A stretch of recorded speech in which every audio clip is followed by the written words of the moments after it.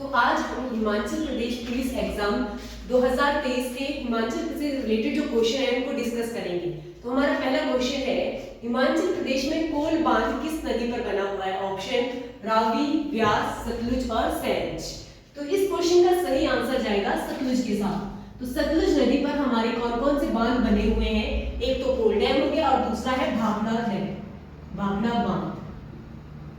भाखड़ा बांध के निर्माण से हिमाचल प्रदेश की सबसे बड़ी कृत्रिम झील गोविंद सागर झील भी बनती है। तो वो कौन सी नदी पर बनती है? सतलुज नदी पर ही हमारे पास वो बनती है। नेक्स्ट ऑप्शन को हम डिस्कस करेंगे, जैसे रावी नदी है, तो रावी नदी पर कौन सा बांध बना हुआ है? तो रावी में ही हमारे पास जल विद्युत परियोजना चमेरा बनी हुई है। तो चमेरा बांध कौन सी नदी पर है? रावी नदी पर। ब्यास नदी पर हमारे पास है पौंग डैम। काफी रिपीटेड क्वेश्चन आता है कि पौंग डैम किस नदी पर बना हुआ है? और एक और है पंडोर डैम। जो पंडोर डैम है वही झील जो है हिमाचल प्रदेश की सबसे छोटी कृत्रिम झीलों में से आती है। और लास्ट ऑप्शन हमारे पास कौन सी आई? सैंज नदी। तो सैंज नदी जो है वो व्यास नदी की एक सहायक नदी कहलाती है। अब हमारा अगला क्वेश्चन है हमारा, बंदली वन्य जीव अभ्यारण्य किस जिले में है? तो ये वन्य जीव अभ्यारण्य हिमाचल प्रदेश के ऑप्शन है कांगड़ा, सिरमौर, मंडी और कुल्लू। तो इस क्वेश्चन का सही आंसर जाएगा आपका ऑप्शन सी के साथ, मंडी।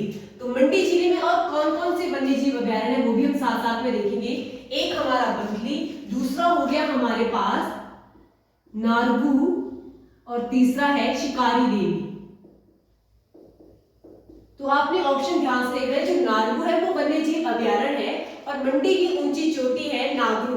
तो दोनों में कंफ्यूजन नहीं होना चाहिए। और साथ में और डिस्ट्रिक्ट के भी हम देख लेते हैं कौन कौन से वन्य जीव अभ्यारण्य है। कांगड़ा का हमारे पास है पौंग वन्य जीव अभ्यारण्य और दूसरा है हमारे पास धौलाधार।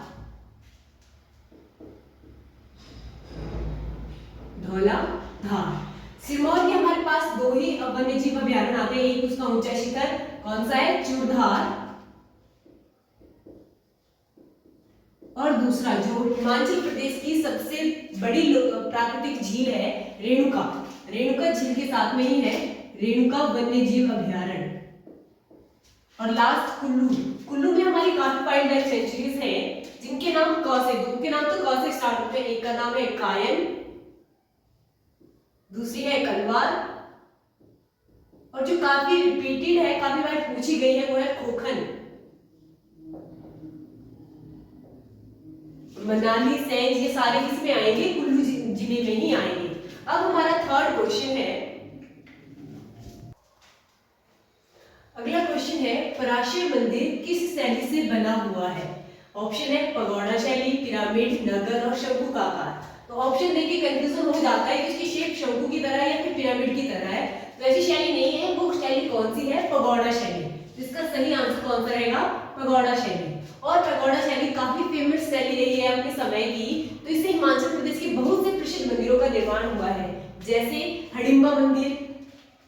कौन से मंदिर हो गए? हडिम्बा मंदिर, ये भी क्वेश्चन में पूछा जाता है। हडिम्बा, मनु ऋषि मंदिर, और आपके पास रिवाल्सर में जो बौद्ध मंदिर है, रिवाल्सर बौद्ध मंदिर, और गौरी शंकर का मंदिर। ये कौन सी शैली से बने हुए हैं? ये सारे मंदिर पगोड़ा शैली से ही बने हुए हैं। अब हमारा फोर्थ और लास्ट क्वेश्चन है, हमारा अगला क्वेश्चन है, कौन सी पुस्तक महात्मा गांधी ने लिखी है? ऑप्शन है मेरी सच्चाई, जीवन का हिंदू दृष्टिकोण, हिंद स्वराज और लास्ट है भारत की खोज।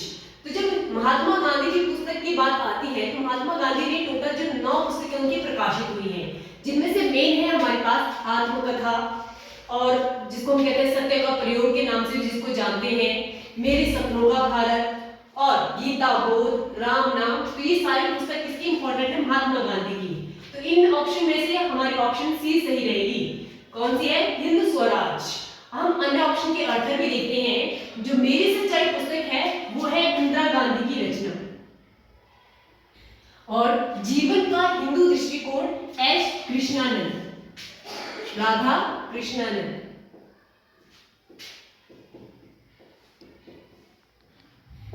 और भारत की खोज पंडित जवाहरलाल नेहरू द्वारा लिखी गई है।